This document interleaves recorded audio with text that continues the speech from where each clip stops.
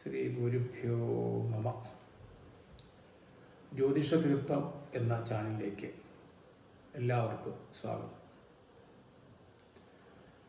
രത്നങ്ങൾ ധരിക്കുമ്പോൾ ശ്രദ്ധിക്കേണ്ട കാര്യങ്ങളെക്കുറിച്ചാണ് ഈ ചെറിയ ഒരു വീഡിയോയിലൂടെ ഞാൻ പറയാൻ പോകുന്നത്. ഇതിഹാസ കാലം മുതൽ തന്നെ ആഭരണങ്ങളും രത്നങ്ങളും ധരിക്കുവാനുള്ള തീവ്ര ആഗ്രഹം മനുഷ്യരിൽ ഉണ്ടായിരുന്നു. രത്നങ്ങൾ ധരിക്കുമ്പോൾ ഉണ്ടാകുന്ന ഗുണങ്ങൾ എന്തൊക്കെയാണെന്ന് പുരാണ ഇതിഹാസങ്ങൾ പരിശോധിക്കുന്ന നമുക്ക് മനസ്സിലാകും. ഓരോരുത്തർക്കും യോജിച്ച രത്നങ്ങൾ ധരിക്കുക എന്നുള്ളത് വളരെ പ്രധാനമാണ്. അനുയോജ്യമായ രത്നങ്ങൾ ധരിക്കുമ്പോൾ മാത്രമാണ് ഗുണാനുഭവങ്ങൾ ഉണ്ടാവുക. അനുഗ്രഹിക്കാൻ ഉള്ള കഴിവ് പോലെ തന്നെ നിഗ്രഹശക്തിയും ഉള്ളതാണ് രത്നങ്ങൾ എന്ന വസ്തുത വിസ്മരിച്ചുകൂടാ.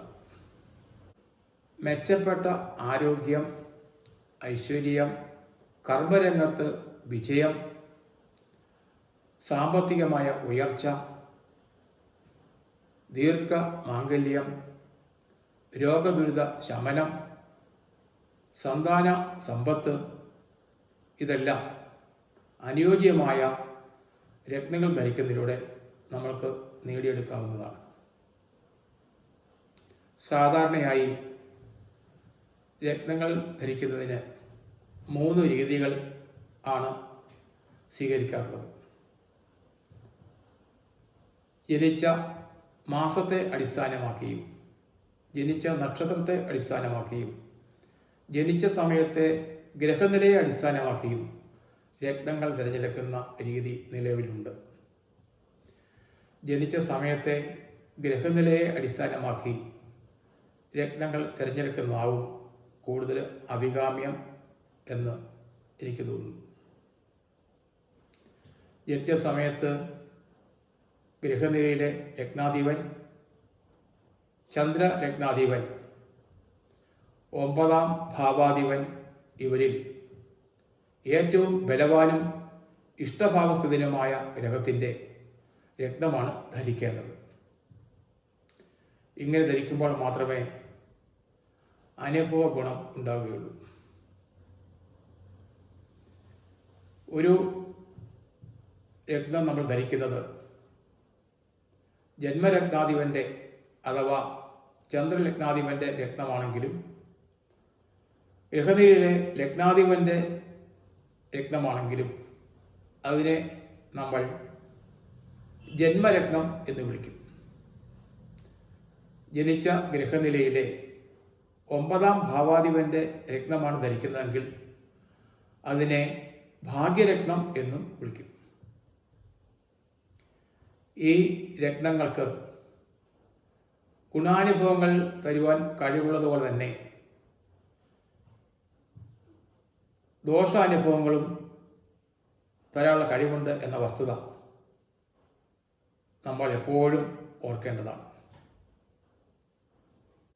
അനിഷ്ടഫലം പ്രദാനം ചെയ്യുന്ന ഗ്രഹങ്ങളുടെ ദശാപഹാര കാലങ്ങളിൽ ആ ഗ്രഹത്തിന് അനുയോജ്യമായ രത്നം ധരിക്കുന്നതിലൂടെ ദോഷങ്ങൾ ഇല്ലാതാക്കുവാൻ കഴിയും. അതുകൊണ്ട് അനുയോജ്യമായ രത്നങ്ങൾ ഏതാണെന്ന് കണ്ടെത്തി ധരിക്കുന്ന വേളയിൽ അതിന് ഒരു ഉത്തമ ജ്യോതിഷിയുടെ സഹായം നമ്മൾ തേടേണ്ടതാണ്. ഒരാളുടെ ജന്മസമയത്തെ ഗ്രഹനിലയിൽ ലഗ്നാധിപൻ, ചന്ദ്രലഗ്നാധിപൻ, 9ാം ഭാവാധിപൻ ഇവരുടെ ബലം പരിശോധിക്കണം. അതായത് ഓരോ ഗ്രഹത്തിൻ്റെയും ബലം പരിശോധിക്കുവാനുള്ള ഉപാധികൾ ജ്യോതിഷത്തിൽ പ്രത്യേകം പറഞ്ഞിട്ടുണ്ട്. സ്ഥാനബലം, കാലബലം, ദിഗ്ബലം തുടങ്ങി 6 ഉപാധികളിലൂടെയാണ് നമ്മൾ സാധാരണ ഒരു ഗ്രഹത്തിൻ്റെ ബലം പരിശോധിക്കുക. അങ്ങനെ ആ ഗ്രഹങ്ങളുടെ ബലം പരിശോധിച്ച് ഏറ്റവും ബലവാനും ഇഷ്ടഭാവസ്ഥിതനുമായ ഗ്രഹം ആരാണെന്ന് കണ്ടെത്തി ആ ഗ്രഹത്തിന് പറഞ്ഞിരിക്കുന്ന രത്നം ധരിക്കുമ്പോഴാണ് നമ്മൾക്ക് രത്നത്തിൻ്റെ ഗുണാനുഭവം ഉണ്ടാവുക. ഓരോ ഗ്രഹത്തിൻ്റെയും രത്നങ്ങൾ ഏതൊക്കെയാണെന്ന് താഴെ പറയുന്നു. സൂര്യൻ മാണിക്യം അഥവാ റൂബി, ചന്ദ്രൻ മുത്ത് അഥവാ പേൾ, ചൊവ്വ ചെമ്പവിഴം അഥവാ റെഡ് കോറൽ, ബുധൻ മരതകം അഥവാ എമറാൾഡ്, വ്യാഴം പുഷ്യരാഗം അഥവാ യെല്ലോ സഫയർ, ശുക്രൻ വജ്രം അഥവാ ഡയമണ്ട്, ശനി ഇന്ദ്രനീലം അഥവാ ബ്ലൂ സഫയർ, രാഹു ഗോമേതകം അഥവാ ഹെസനേറ്റ്, കേതു വൈഡൂര്യം അഥവാ ക്യാറ്റ്സ് ഐ. ഈ 9 രത്നങ്ങളെ നവരത്നങ്ങൾ എന്ന് വിശേഷിപ്പിക്കുന്നു. ഈ രത്നങ്ങൾ ധരിക്കുന്നതിലൂടെ ഒരു മനുഷ്യായുസ്സിൽ എന്തൊക്കെ നേട്ടങ്ങൾ കൈവരുത്താനാകുമോ അതൊക്കെ കൈവരുത്താൻ സാധിക്കും നമുക്ക്. പക്ഷേ അവ തിരഞ്ഞെടുത്ത് ധരിക്കുന്നതിൽ വളരെ ശ്രദ്ധ നമ്മൾ പുലർത്തേണ്ടതാണ്. അങ്ങനെ ചെയ്യുമ്പോൾ മാത്രമേ അതിൻ്റെ പൂർണ്ണമായ ഗുണാനുഭവങ്ങൾ നമുക്ക് ഉണ്ടാവുകയുള്ളൂ.